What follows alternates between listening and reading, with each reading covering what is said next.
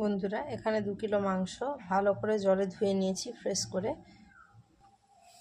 এরপর একটা গোটা লেবুকে এইভাবে টুকরো টুকরো করে পুরো লেবুর রসটা ভালো করে চিপে চিপে মাংসের সাথে মাখিয়ে নেব।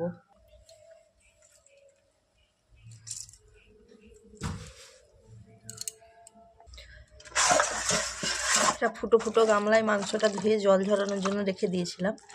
এই লেবুর রসটা ভালো করে মাখিয়ে দিয়ে কিছুক্ষণ রেখে দিলেই দেখা যাবে এর থেকে অনেকখানি আরও লাল লাল রস এইভাবে বেরিয়ে যাচ্ছে।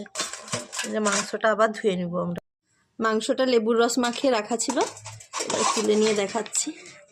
এই দেখুন কতটা নোংরা জল বেরিয়েছে। এবার আমরা ভালো করে মাংসটাকে বেসিনে গিয়ে ধুয়ে নেব। ভালো করে এইভাবে হাত দিয়ে ঘষে ঘষে মাংসটাকে আবার ধুয়ে নেব।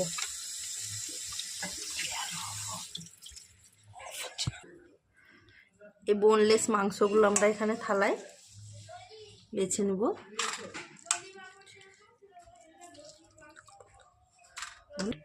এই যে বোনলেস চিকেনগুলোকে এখানে আমরা আলাদা করে নিয়েছি। এবার এইগুলোকে আমরা সরু সরু লম্বা লম্বা করে পিস করে নেব।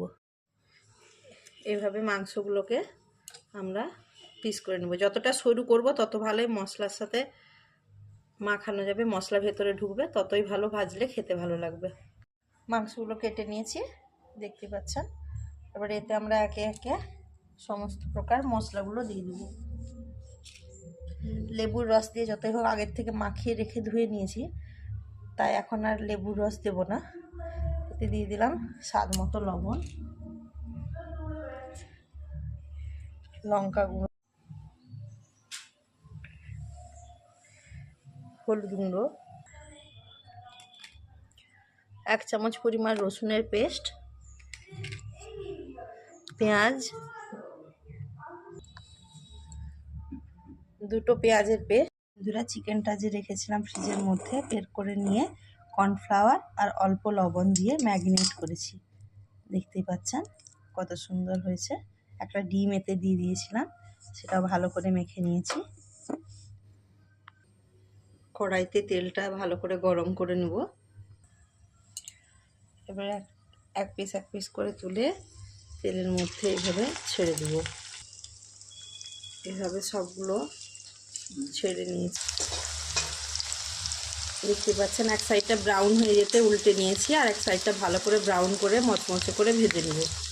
বন্ধুরা, ফাইনালি আমাদের ফ্রাই ফিঙ্গার চিকেন রেডি হয়ে গেছে। দেখতেই পাচ্ছেন কি দারুণ দেখতে হয়েছে, যথেষ্ট মুচমুচে হয়েছে। ভেঙেও দেখিয়ে দিচ্ছি, ভেতরের চিকেনটাও পুরো ভরপুর চিকেন আছে। চিলি সস, টমেটো সস, একদম দারুণ হয়েছে। তো চটপট আপনারাও এইভাবেই বানিয়ে ফেলুন ফ্রাই ফিঙ্গার চিকেন। আমাকে অবশ্যই কমেন্ট করে জানাবেন যে এটি কেমন খেতে হয়েছে বাড়িতে তৈরি করে, আর চ্যানেলটি সাবস্ক্রাইব করে রাখবেন নতুন একটি রান্না পাওয়ার জন্য।